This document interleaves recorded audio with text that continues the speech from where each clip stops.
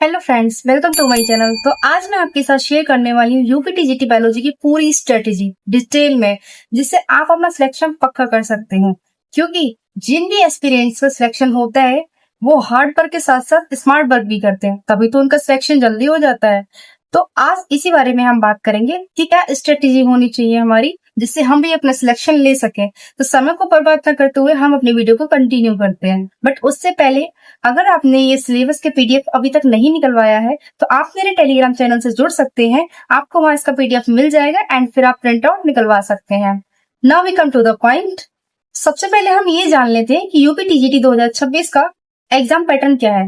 क्योंकि किसी भी एग्जाम को देने से पहले ये बहुत जरूरी होता है कि उस एग्जाम को समझना कि उस एग्जाम का पैटर्न क्या है और उसका सिलेबस क्या है। तो सिलेबस हम देख ही चुके हैं। अगर आपको इस सिलेबस के बारे में डिटेल नॉलेज चाहिए तो आप मेरी प्रीवियस वीडियो को देख सकते हैं, जो कि मेरी प्रोफाइल में आपको मिल जाएगी।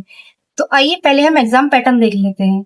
तो सबसे पहले हम अपना एग्जाम पैटर्न समझ लेते हैं कि क्या हमारी टीजीटी बायोलॉजी का एग्जाम पैटर्न है। तो इस बार टीजीटी में टोटल 120 क्वेश्चन आ रहे हैं, जो कि 360 नंबर के हैं और प्रत्येक क्वेश्चन आपका 3 नंबर का है। ओके, एंड इस बार नेगेटिव मार्किंग भी रखी गई है एंड जो टाइमिंग है वो आपकी 2 घंटे है, यानी 120 मिनट्स का टोटल टाइमिंग रहेगा। अगर इसमें 120 क्वेश्चंस का हम ब्यौरा देखें तो 120 क्वेश्चंस में आपके 30 क्वेश्चंस जो है वो जनरल नॉलेज के रहेंगे एंड जो 90 क्वेश्चंस है वो आपके सब्जेक्टिव रहेंगे। सब्जेक्टिव जैसे अब आपके साइंस हो सकता है, बायोलॉजी हो सकता है, कोई भी सब्जेक्ट हो सकता है। तो मैं यहाँ बायोलॉजी की बात करने वाली हूँ। ओके, तो बायोलॉजी के आपके 90 क्वेश्चंस रहेंगे। अब इस बायोलॉजी के 90 क्वेश्चंस को हमें किस तरीके से प्रिपेयर करना है, क्या स्ट्रेटेजी रखनी है हमें अपनी, उसको देख लेते हैं।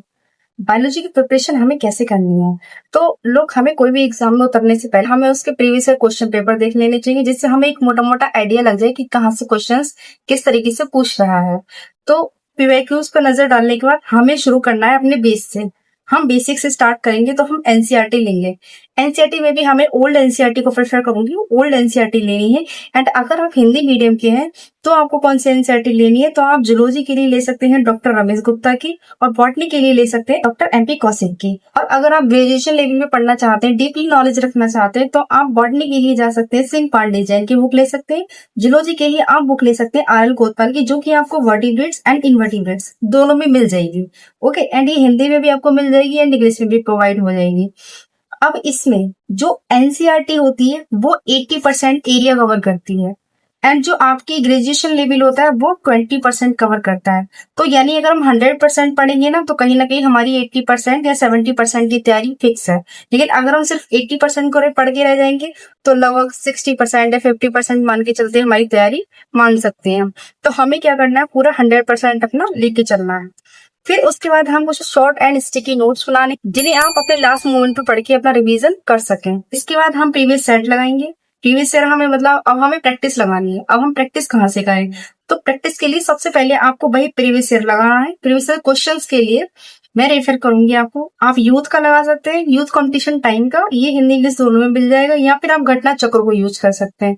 इन दोनों में से आप कोई भी बुक ले लीजिएगा। यहाँ पे आपको पीवाईक्यूज मिल जाएंगे सारे ईयर के, आपको वो लगाना है।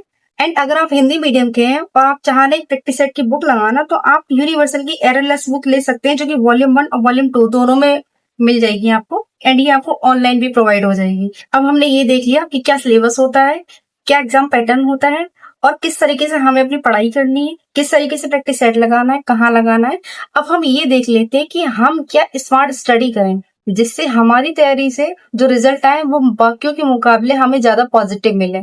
तो उसके लिए आपको एक रोड मैप मैं बता रही हूँ, आपको वो ट्राई करना है। आप क्या करेंगे, तो भी आपका सिलेबस है, आप उसको पहले पार्ट्स में डिवाइड कर लेंगे। कैसे डिवाइड करना है, तो इस तरीके से पार्ट्स अपने डिवाइड कर लेना है, lower botany, lower zoology, higher botany and higher zoology. इस तरीके से आप अपने सारे सिलेबस को एक तरफ से लिख लेंगे कि लोअर में कितने पार्ट्स आ रहे हैं एंड हायर में कितने पार्ट्स आ रहे हैं। अब हमने अपने सिलेबस को पार्ट्स में डिवाइड कर लिया है। अब हम क्या करेंगे, अब हम जो भी टॉपिक वहां पढ़ेंगे उस टॉपिक को हम क्लियरिटी के साथ पढ़ेंगे, अपने कॉन्सेप्ट को क्लियर बनाएंगे एंड उनका हम एक शॉर्ट नोट बनाएंगे, अलग से हम शॉर्ट नोट्स बनाएंगे, इसको हम लास्ट मोमेंट पे रिवाइज कर सके।